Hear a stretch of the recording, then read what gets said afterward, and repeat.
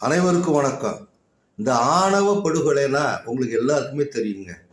வாழா போன ஜாதியால் அவர்கள் பெற்ற பிள்ளைகள் மாற்று ஜாதியோ அல்லது அவர்களுக்கு ஈடு இல்லாத ஒரு குடும்பத்திலேயோ திருமணம் செய்து கொண்டால், குறிப்பாக காதல் திருமணம் செய்து கொண்டால், அந்த பிள்ளைகளை தாம் பெற்ற பிள்ளைகள் என்று பாராமல் படுகொலை செய்வதுதான் ஆணவ கொலை.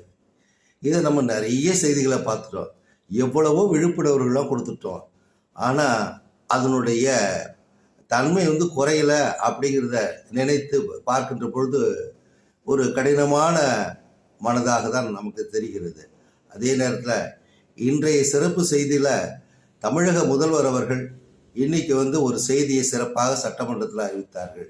அது என்னவென்னா, ஆணவ படுகொலைகளை தடுக்க தனி ஆணையம் அப்படின்னு ஒரு சிறப்பான செய்தியை சொல்லிட்டு, அது யார் தலைமை தாங்குகிறார் சொன்னால், ஓய்வு பெற்ற உயர்நீதிமன்ற நீதியரசர் KN பாஷா அவர்கள் தலைமையில் சட்ட வல்லுநர்கள், சமூக ஆர்வலர்கள்லாம் சேர்ந்து அந்த ஆணையம் இயங்கும் அப்படிங்கிறத அறிவித்திருப்பது மிக வரவேற்கக்கூடிய ஒரு சிறப்பான ஒரு செய்தியாக இன்றைய தினம் நான் பார்க்கின்ற காரணத்தால், இந்த ஆணவ கொலைகள்லாம் பார்க்கின்ற பொழுது தான் பெற்ற பிள்ளைகளை எப்படி கொலை செய்கிற மனம் வருங்கிறதுலாம் இந்த மனதை நினைத்து நினைத்து நான் வருத்தப்படுவது உண்டு. எவ்வளோ மோசமான எண்ணம் கொண்டவர்களாக இருந்தால், ஏதோ அவர்கள் வாழ்ந்துட்டு போட்டுமே அப்படிங்கிறத விட்டு விட்டாமல் அந்த கொலை செய்வது என்பது எவ்வளோ ஒரு கேவலமான ஒரு செயல் என்பதை பார்க்கின்ற பொழுது மனது வலிக்கும். அதே நேரத்தில் கொலை செய்யப்பட்டவர்கள் போய் சேர்ந்தாலும்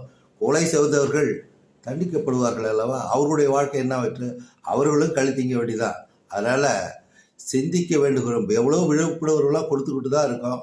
அதே நேரத்தில் இந்த ஆணவ படுகொலை குறைந்த பாடு இல்லை காரணத்தினால அதற்கு ஒரு தனி சட்டம் வேணும் அப்படிங்கிறதுக்காக யோசனை செய்து நம்முடைய முதல்வர்கள் இன்றைக்கு அறிவித்திருப்பது மிகவும் வரவேற்கத்தக்கூடிய நல்ல ஒரு சிந்தனையான ஒரு செயல் என்பதை புரிந்து கொண்டு இந்த காணொளியை முடிக்கின்றேன்.